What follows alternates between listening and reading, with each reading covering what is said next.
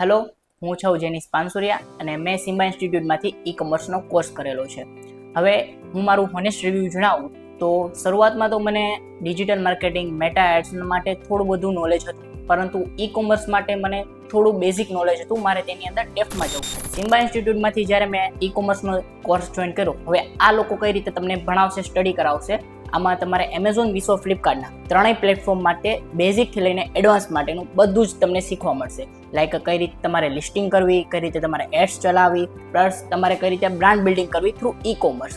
હવે શરૂઆતમાં તો મને નોલેજ હતું, પરંતુ બેઝિક નોલેજ હતું. હવે જ્યારે એડવાન્સ શીખવાડવામાં આવું, કિશન સર છે, તમને e commerce Kishan sir very best રીતે સમજાવે છે. એની એક્સપર્ટીઝ પ્યોર એમેઝોનમાં છે.